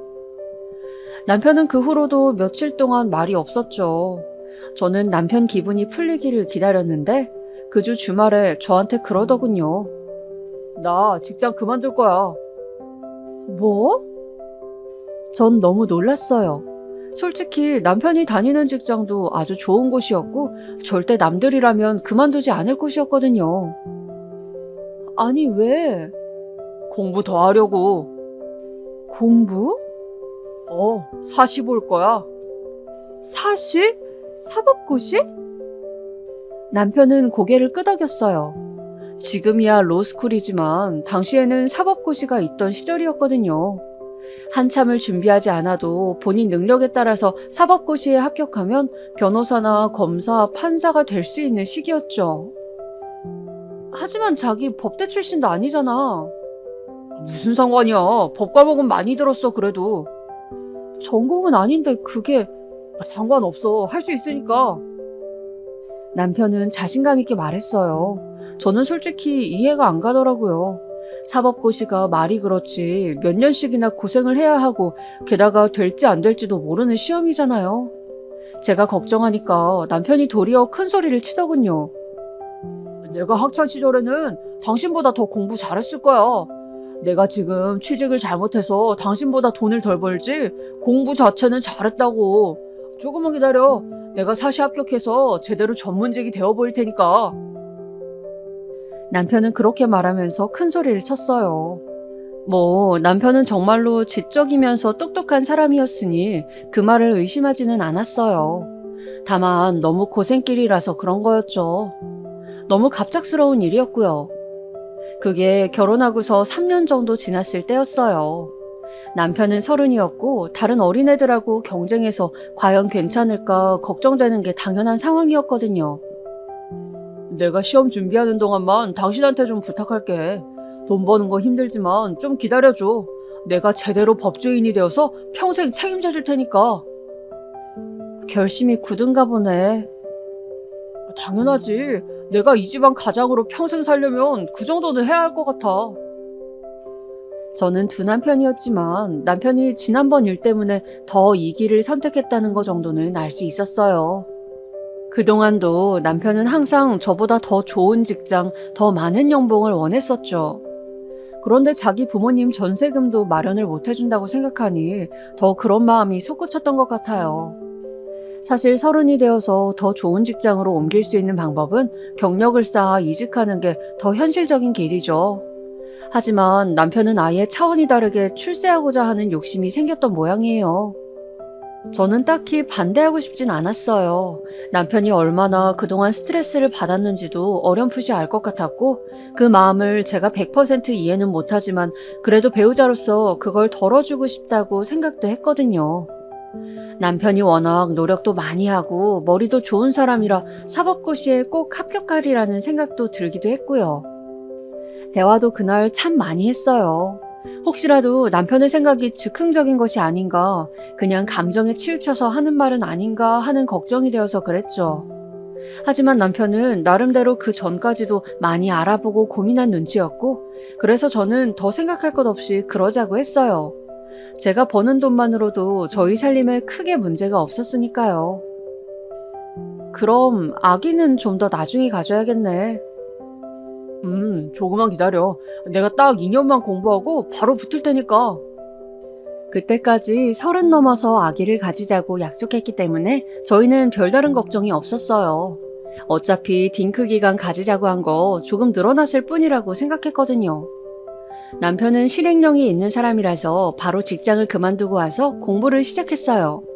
독서실을 끊고 학원을 끊어서 바로 신림동으로 나가기 시작했죠. 아침 일찍부터 공부하겠다고 나가는 남편이 안쓰러우면서도 저렇게 열심히 하니까 뭐라도 되겠지 싶어서 든든하기도 했어요. 시어머니는 남편의 그 결심을 전해 들으시고는 굉장히 기뻐하시더라고요. 그래, 잘 생각했다. 남자가 뭐 하나라도 한 자리 해야 집에 있는 여자도 나가서 면이 서는 거야. 네, 어머님. 네가 잘해야 한다. 절대 기죽이지 말고 꼭 열심히 기 살려주면서 뒷바라지 잘해야 해. 저는 고개를 끄덕였어요. 사실 제가 나가서 돈도 벌고 집에서 살림도 해야 하기 때문에 저한테도 보통 일은 아니었죠. 하지만 남편의 꿈을 위해서 2, 3년 정도는 제가 희생할 생각이 충분했어요. 하지만 저희 친정엄마는 아니셨죠. 정반대로 그 소식을 듣고는 펄펄 뛰기 시작하셨어요. 아니, 너 미쳤니? 어떡하다 그걸 그러자고 했어? 김서방은 제정신이 아니구나. 엄마, 그래도 하고 싶다는데 어떡해요. 지금 상태로 일하면 집중도 못할 거 뭐. 무슨 소리야? 나이 30이 넘어서 사시 시작하는 인간이 어디 있어? 다른 어린애들은 뭐 논다니? 걔네들하고 경쟁이 돼? 그 나이에? 김서방 워낙 똑똑하고 도끼도 있잖아요. 잘할 거예요. 난 그렇게 믿고 그냥 지원해줄래요. 어이구, 잘났다 이 화상아. 어이구. 엄마는 속이 답답하다는 듯이 펑펑 가슴을 치면서 화를 내셨어요. 그전까지는 제가 제 결정에 대해서 자신감이 있었는데 엄마가 그렇게 반응하시니까 내가 뭘 잘못했나 싶은 생각이 불쑥 들더라고요. 정말로 잘못된 결정이었나, 남편을 말렸어야 했나 싶기도 했고요. 하지만 그때는 이미 늦은 상황이었죠. 그래서 그냥 화내시는 친정엄마를 진정시키면서 남편의 뒷바라지를 계속할 수밖에 없었어요. 첫 해에 놀랍게도 남편이 1차를 바로 합격하더라고요. 객관식이라고 해도 사법고시 1차를 아무나 합격하나요? 저는 너무 놀라워서 남편을 끌어안고 방방 뛰었어요. 당신 진짜 대단하다. 이걸 가지고 뭘? 남편은 쑥스러운 듯 하면서도 자랑스럽게 대답했어요. 자기 정도면 당연히 1차 정도는 한 번에 붙는 게 당연하다면서요. 그러고 나서 2차 시험을 보았는데 떨어졌죠. 사실 동차 합격이라는 게 절대 쉬운 일은 아니잖아요. 그래서 그 정도는 당연히 예상하고 있어서 다음 해에 합격하면 된다고 생각했어요. 어차피 1차 합격해 놓으면 다음 해에 2차는 볼 수 있으니 걱정이 없었죠. 그래서 진짜 2년 만에 합격하나 보다 싶어서 기분이 참 좋았는데 다음 해에도 떨어진 거예요. 참 어이가 없었는데 사실 사법고시를 2년 만에 붙는 건 드문 일이기도 하니 그냥 그러려니 했어요. 도리어 남편이 너무 상심해서 저는 남편을 열심히 위로해야 했죠. 그러니까 그 다음에는 1차를 다시 신경 써서 봐야 했어요. 1차 한 번 합격하면 2차를 2번 볼 수 있는데 그게 끝난 거였거든요. 그리고 다시 1차를 봤는데 그 해와 그 다음 해마저 떨어진 거였죠. 이렇게 하고 나니 금세 4년이 지나가 있었어요. 4년이라는 세월이 얼마나 길면서도 짧은지 아세요? 저는 그 사이에 승진했고 연봉은 더 올라갔어요. 남편과 나이가 같았으니 저와 남편 모두 30 중반이 되어버렸던 거죠. 30 중반에 저는 대기업에서 잘 나가며 연봉도 많이 받았지만 동시에 집에 와서는 살림도 전담하면서 공부만 하고 있는 남편 뒷바라지를 해야 했어요. 솔직히 30 중반에 학원과 독서실을 오가면서 공부만 하고 있는 남편의 모습이 한심할 수밖에 없었죠. 저는 꽤 무던하고 무심한 성격이에요. 그런데도 결혼 후 별다른 진전 없이 남편이 공부만 하고 있으니 굉장히 조바심이 나더라고요. 남편이 잘 다니던 직장을 그만두고서 공부에 뛰어들었기 때문에 더 조바심이 나기도 했죠. 친구들은 아기도 벌써 낳아서 어린이집이나 유치원 간 애들도 많았거든요. 그런데 저는 30 중반 되어서 아직 아이 낳으려면 멀었고 남편이 합격하고 나서 임신을 바로 성공한다고 해도 1년이나 있다가 아기를 낳을 수가 있는 거잖아요. 임신은 부부의 나이에도 많이 영향을 받는다고 해서 더욱이나 걱정이 안 될 수가 없었어요. 그 즈음에 남편은 굉장히 신경이 날카로워져 있었죠. 제가 왜 이렇게 늦게 왔냐는 말만 해도 저한테 화를 내고 신경질을 부리고는 했어요. 왜? 내가 열심히 안 하는 것 같아? 아니, 그런 말이 아니잖아. 평소보다 늦게 와서 걱정되어서 하는 말이지. 열심히 하고 있어. 하고 있다고. 그런데 운이 안 따라주는 걸 어떻게 해? 남편은 그렇게 말하면서 혼자 화를 내다가 지쳐서 들어가 잠이 들고는 했어요. 남편이 공부를 시작한 이후로 저희는 같은 방도 쓰지 않았고 각방을 썼거든요. 남편이 피곤하면 안 되고 최상의 컨디션을 유지해야 한다고 주장해서요. 저는 그냥 그런가 보다 했죠. 그런데 벌써 솔직히 남편이 4수째였거든요. 대체 언제까지 이러고 있어야 하는지, 그냥 이대로 고시낭인이라도 되어서 끝나는 건 아닌지 걱정이 되었어요. 그때쯤 남편은 가끔 집에 들어와서 저녁을 먹으면서 술도 마시기 시작했어요. 저는 혹시라도 남편이 너무 취할까봐, 그리고 혼자 마시면 외로울까봐 맞은편에 앉아서 같이 술도 따라주고 맞장구도 쳐주고는 했는데요. 남편은 술이 취하고 나면 항상 저한테 그런 이야기를 했어요. 내 친구들, 나보다 공부 못하던 새끼들이 이번에 합격했더라. 열심히 했나 보네. 나도 열심히 했어. 그런데 이건 정말 운이 없는 거야. 내 인생 빌어먹을. 남편은 계속 횡설수설하면서 자기가 운이 없다고 이렇게 재수없는 인생이 있을 수 있냐고 중얼중얼했어요. 사실 그때도 무척 불안했죠. 속마음이 이렇게 안정이 안 되고 다른 탓만 하고 있는데 과연 제대로 공부는 할 수 있는 건가 싶어서요. 벌써 4년째인데 이러다가 또 더 늦어지면 정말 어쩌나 싶었어요. 그래서 저는 남편한테 하루는 조용히 이야기를 했어요. 마찬가지로 술을 곁들인 저녁 식사 시간이었죠.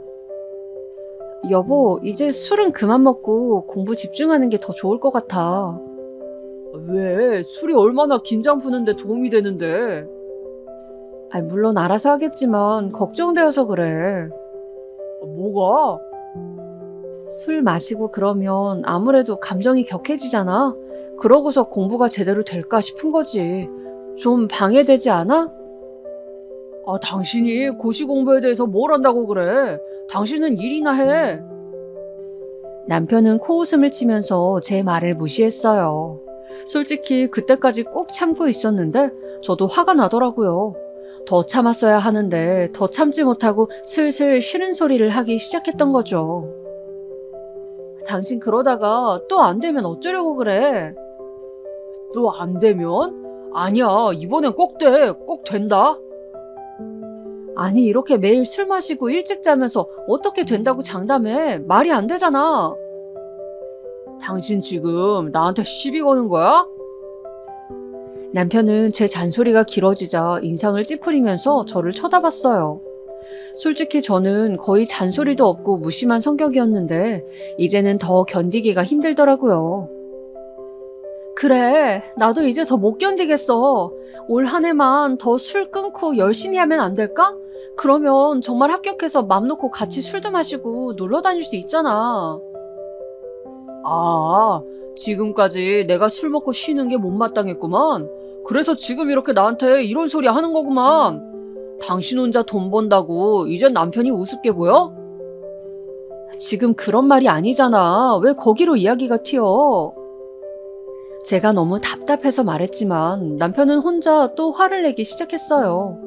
시험에 여러 번 떨어지면서 남편은 점점 더 신경이 날카로워지고 화도 잘 내게 되었거든요. 그렇게 갑자기 화를 내고 불쾌해하더니 곧 마시던 술도 내려놔 버리고서 곧장 지갑만 들고 집을 나가버렸어요. 제가 어디 가냐고 하면서 열심히 쫓아갔지만 남편은 따라오지 말라고 한마디 하고선 버스를 잡아 타고는 사라지더군요. 저는 너무 어이가 없어서 혼자 터덜터덜 집으로 돌아와 멍하니 앉아 있었어요. 밤새 거의 잠을 못 자고 출근해서 회사에 앉아 있는데 시어머니한테서 전화가 오더라고요.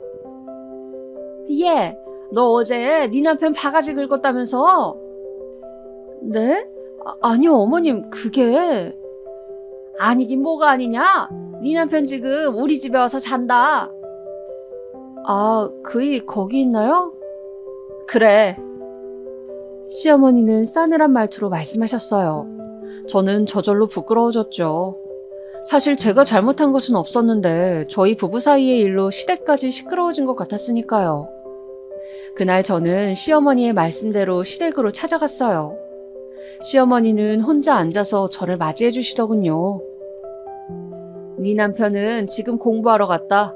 오늘 마음이 풀리면 아마 집에 들어갈 거고 마음 정리가 안 되면 다시 우리 집으로 온다더라. 네. 이럴 때일수록 아내가 더 내조를 잘해야 하는 거야. 그리고 너는 정성도 제대로 들이지 않은 애가 시험 합격 못한다고 바가지를 긁으면 어쩌자는 거니? 시어머니는 차가운 말투로 말씀하셨어요.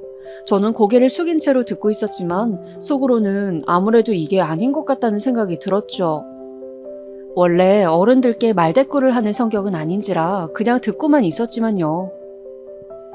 수능만 봐도 좋다는 절 돌아다니면서 공양미 올리고 기도하는 게 당연한 일이란다. 그런데 내가 지켜봤지만 너는 4년 내내 단 한 번도 그런 걸 안 하더구나. 네. 시어머니는 아주 독실하게 절에 다니셨어요. 아니, 사실은 불교 신자인지도 헷갈리더라고요.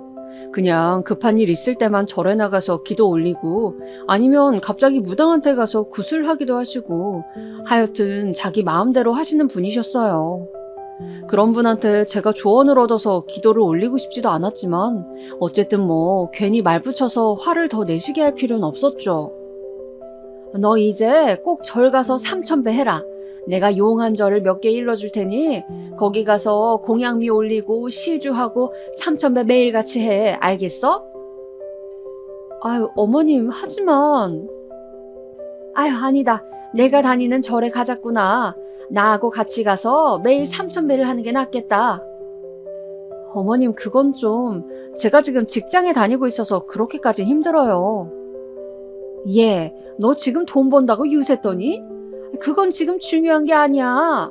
적당히 직장에서 근무하고 새벽이든 밤이든 시간 내. 꼭이다. 당장 다음 주부터 하자.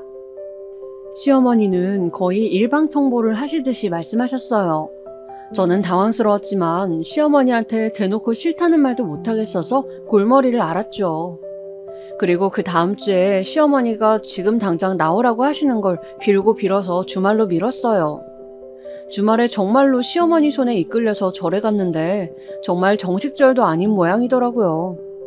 뭐 이상한 시뻘겋고 푸른 깃발 같은 거 달려있고 시어머니가 갑자기 반강제로 시주를 하라고 하셔서 30만 원을 갑자기 불전으로 놓고서 3,000배를 시작했죠. 와, 근데 3,000배, 이게 도대체 웬만한 일이 아니더라고요. 평소 운동을 안 하던 몸으로 3,000배를 하고 나니까 다리가 후들후들 떨려서 제대로 서 있을 수도 없었어요. 그렇다고 대충 하면서 때울 수도 없었던 게 시어머니가 바로 옆에 앉아서 염주를 돌리면서 저를 훑어보고 계셨거든요. 사실 시어머니도 별로 절 안 하시면서 저한테만 3,000배를 시키는 게 이해가 가지 않았어요. 제가 비틀비틀 거리는데도 뒤에서 시어머니는 계속해서 하라고 늘어지지 말라고 쪼아대셨죠. 몇 개까지 했다, 앞으로 몇 개 남았다 이런 식으로 잔소리를 하시면서요. 진짜 듣기 싫고 아주 귀를 막아버리고 싶은데 시어머니는 쉬지도 않고 계속 잔소리를 했어요. 끝나고 나니까 다리에 힘이 안 들어가더군요. 갓 태어난 사슴처럼 비실거리면서 나오는데도 시어머니는 수고했다 한마디를 안 하셨어요. 그러더니 그 다음 날도 여지없이 와서 저를 끌고 다시 절로 가셨죠. 이틀을 내리 3,000배를 하고 나니까 거의 몸살이 나려고 하더라고요. 남편은 제가 뭘 하는지 관심도 없고 시어머니는 그 3,000배라는 것 자체에만 꽂혀서 정신이 나간 것 같고 저는 그래서 처음부터 다시 이 결혼에 대해 생각하기 시작했어요. 첫째, 남편은 이제 저한테 애정을 보이는 일이 거의 없었죠. 저는 그저 돈 벌어오고 살림을 해주는 사람일 뿐이었어요. 남편은 제가 곁에서 말을 걸면 귀찮아하고 그저 잔소리라고만 생각했죠. 둘째, 저 역시도 이제 남편한테 회의감이 들기 시작했어요. 대체 저 사람하고 같이 살면서 즐거웠던 기억이 언제 일인가? 그리고 과연 시험에 합격한데도 나한테 잘해줄 것인가? 정말 부부이긴 한 건가 싶기도 했고요. 셋째, 시어머니의 저 오만하면서도 자기중심적인 태도도 지겨웠어요. 솔직히 저는 종교가 없는데 무작정 자기 종교만 강요하면서 3,000배를 매일 하라고 들이미는 게 정말 어처구니가 없었거든요. 그동안 시어머니는 저희 살림도 전혀 도와주지 않으셨고 때때로 저희한테서 돈만 가져가실 뿐 아무 관심도 없다가 갑자기 저한테 이런 걸 시키셨으니까요. 저는 우유부단하고 무심한 편이기는 하지만 그렇다고 해서 바보는 아니에요. 바보였다면 사회생활을 그렇게 오랜 시간 성공적으로 하진 못했겠죠. 제 상황을 깨닫고서 절에서 돌아온 저녁 시간에 멍하니 혼자 집에 앉아 있었어요. 그날도 남편은 공부하고서 늦게 들어온다면서 아예 밤까지 들어올 생각을 안 하고 있었죠. 저는 그래서 너무 허한 나머지 친정엄마한테 전화를 했어요. 왜 아가? 엄마, 나 지금 좀 힘들어서. 왜? 너 무슨 일이 있어?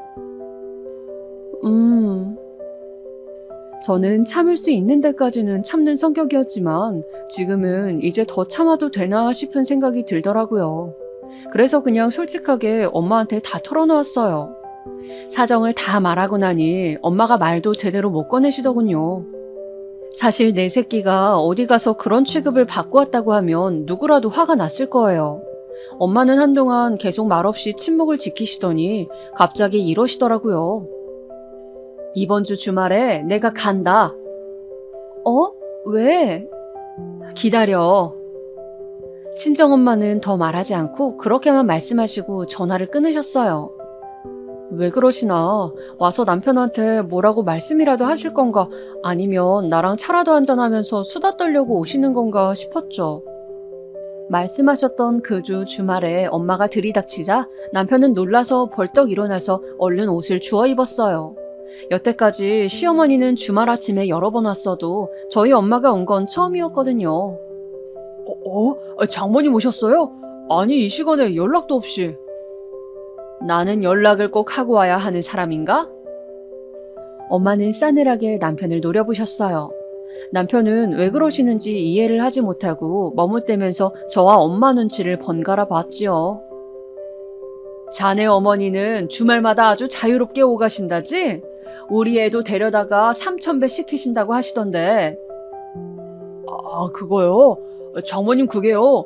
저도 쓸데없는 일이라고 저희 어머니께 말씀드렸는데 굳이 하시더라고요. 제가 저희 어머니께 그만두시라고 말씀드릴게요. 남편은 절대 눈치 없는 사람은 아니었어요. 그러니까 저희 엄마가 오자마자 왜인지 눈치채고 얼른 3,000배 이야기를 알아들었죠. 하지만 저희 엄마 그렇게 물렁한 성격이 아니시거든요. 남편을 빤히 보시다가 고개를 끄덕이셨어요. 그래, 좋네. 그럼 우리의 3,000배 대신 자네가 정성을 다해야 하지 않겠나? 예? 장모님. 나 교회 다니는 것 알지? 나와서 새벽 기도 참석하게. 네? 남편은 놀라서 입을 떡 벌렸어요. 저희 친정엄마는 냉소적으로 웃으면서 말씀하셨죠. 왜, 싫은가? 그게 장모님, 제가 공부를 해야 시험을 볼 수 있어서. 새벽 기도만 참석하라는 거야. 누가 3,000배 같이 몸으로 하는 운동 하랬나? 새벽에 일어나서 정신 맑아지면 공부하기는 더 좋겠지. 안 그런가? 엄마는 차갑게 말씀하셨고 남편은 마치 도와달라는 것처럼 저한테 눈길을 보냈지만 저는 물끄러미 남편을 마주볼 뿐이었어요. 솔직히 그때쯤에는 저도 남편한테 완전히 정이 식어서 그냥 마음이 완전히 돌아서 버린 상태였거든요. 지금 나와. 오늘은 늦었으니 오전에 나가서 목사님하고 교회 사람들한테 인사라도 드리세. 그렇게 말하고선 친정엄마는 몸을 돌려서 나가셨어요. 집안에 저하고 둘이 남은 채 남편은 저한테 그랬죠. 지금 이거 뭐 하는 거야? 뭐 하는 것 같아? 나하고 기싸움 하는 거야? 그런 것 같아? 저는 별로 이제는 더 싸우기도 싫어서 물끄러미 남편을 보면서 되물었어요. 남편을 씩씩거리더니 다시 한번 엄마가 현관 안쪽에 대고 빨리 나오라고 소리를 지르시자 네 대답하고서는 급히 옷을 갈아입고 쫓아나갔죠. 교회에 나가서는 엉망진창이었나 봐요. 저는 따라가지 않았는데 나중에 교회에서 엄마가 오셔서 그러시더라고요. 네 남편 교회 한 번도 안 와본 건 그렇다 치는데 사회성도 그렇게 없냐고요. 가서 그래도 집사님이나 목사님이나 인사는 해야 할 거 아니에요? 그런데 얼굴 쳐다보고 인사도 안 하더래요. 엄마는 자기가 데리고 나오긴 했는데 어처구니도 없고 진짜 꼴보기 싫었다고 하시더라고요. 아무리 그래도 나이는 잔뜩 처먹은 사위놈이 교회 나왔다고 입만 대빨 나와서 쫄래거리고 따라다니기만 했다고 하니 얼마나 짜증이 나셨겠어요. 하지만 엄마는 거기서 굴하지 않고 남편한테 계속 새벽 교회에 나오라고 하셨어요. 기도빨은 본인이 해야 제일 잘 먹힌다면서요. 여태 그렇게 게으르게 살아놓고 남한테 지금 정성 바라냐는 일침도 놓으셨죠. 그리고 정말로 엄마는 다음 날에도 새벽에 오셨어요. 남편은 기겁했지만 엄마가 떡하니 버티고 서 계시니까 또 어쩔 수 없이 따라 나갔죠. 그날은 다녀오더니 피곤해 미치겠다면서 오전 내내 퍼져서 잤어요. 그러더니 그날 오후에 일어나서 저한테 공격적으로 그러더군요. 당신 어머니가 나한테 이런 식으로 구는 거 나 더 이상 못 참아. 네, 장모님이 아니라 진짜 당신 어머니라고 말하더군요. 저하고 연 끊겠다는 거죠, 이건. 저는 무던하고 무심한 성격이기는 했지만 저희 엄마한테 이런 식으로 말하는 건 견디기 힘들었어요. 애초에 이제 이 남자하고 시댁에 정이 떨어질 대로 떨어지기도 했고요. 그리고 그때 시어머니가 집으로 오셨어요. 시어머니는 눈매가 고약해진 걸 보니 남편한테 저희 엄마에 대한 이야기를 들으신 것 같더라고요. 시어머니가 저한테 소리를 지르면서 대체 너희 집안은 뭐가 문제냐고 난리를 치기 시작하셨어요. 너하고 너희 집안 결혼 전부터 내가 마음에 안 들었다. 아니, 쥐뿔도 없는 거 집안에 들여놨더니 감히 남편 함부로 알고 그러더니 그 애미는 지금 귀한 사위한테 새벽 기도에 나오라고 해? 미쳤니? 시어머니는 원래도 성격이 일방적이고 차갑기는 했지만 이렇게까지 심하게 말씀하시는 건 처음 들었어요. 하지만 제 성격도 무심한 반면에 겁을 잘 안 먹는 면도 있었거든요. 저는 그냥 빤히 시어머니를 바라만 봤어요. 시어머니는 기겁하면서 짜증을 내시더라고요. 너 뭘 잘했다고 그런 얼굴로 날 쳐다봐? 내가 뭐 이상한 말이라도 하는 것처럼. 너 그렇게 행동하고서 나중에는 법조인 사모님으로 떵떵거리고 살 거잖니? 어쩜 그렇게 인생을 날로 먹으려고 들어? 지금 이상한 말씀 하고 계세요. 저는 차분하게 말했죠. 아무래도 본인이 한 행동과 말을 잘 모르시는 것 같아서요. 지금 저 사람 이제 5수째예요. 4수까지 했으면 이제 합격해야 하는데 어머니 모르시죠? 1차도 이번에 떨어진 거요. 야, 그걸 왜 말해? 남편은 기겁하면서 저한테 소리를 질렀지만 저는 솔직히 이걸 숨겨줘야 하는 이유를 모르겠더라고요. 여태껏 1차 떨어진 건 다른 사람들한테 말하지 말라고 해서 안 하고 있었거든요. 여태 지 체면을 그렇게 차려줬는데 돌아온 건 이런 거였으니까요. 뭐? 시어머니는 당황해서 얼굴이 시뻘개졌다가 불그락 푸르락 난리가 났어요. 저는 빤히 그 얼굴을 보다가 한숨을 쉬었죠. 아휴, 염려하지 마세요. 법조인 아내 날로 되어서 인생 쉽게 살 생각 없으니까요. 뭐? 지금 대개 아드님은 잘 나가는 커리어 우먼한테 업혀가고 있지만 전 그럴 생각이 없어요. 그동안은 남편의 얼굴을 봐서 참고 있었지만 이제 그럴 필요가 없겠더군요. 제가 그렇게 쏘아붙이자 말을 듣는 시어머니와 남편이 동시에 얼굴이 뻘개졌어요. 실제로 현실에서 남편이 그러고 있었으니까요. 그제야 정신이 들더군요. 그동안 내가 번 돈으로 저축하고 나를 위해 썼으면 훨씬 행복했을 것을 왜 이 집안에 미련을 두고 있었을까? 이혼 진행해주세요. 서류 보낼 테니까. 뭐? 야, 내가 이혼하자면 무서워할 줄 알아? 저거? 저는 차갑게 내뱉고서 그냥 돌아 나왔어요. 아예 이혼을 결정하고 나니까 훨씬 마음이 편하더라고요. 엄마한테 전화가 왔는데 시어머니가 와서 난리를 쳤다고 하니 엄마도 황당해 하셨어요. 난 혼이나 내주고 다시 살게 할까 했더니 잘 끝냈다 얘. 엄마도 꽤나 쿨한 성격이셨죠. 그 이후 남편과 시어머니가 다시 생각해보지 않겠냐고 연락이 왔지만 저는 아예 받지도 않았어요. 그동안 참고만 살았던 걸 생각하면 징그럽더라고요. 시간이 좀 걸리긴 했지만 성공적으로 이혼했고 다행히 애도 없어서 저는 혼자 여유롭게 살고 있답니다. 그 사람은 아직도 변호사 되었다는 이야기가 들려오지 않고 있고요. 제 사연은 여기까지입니다. 재미있게 들으셨다면 좋겠어요.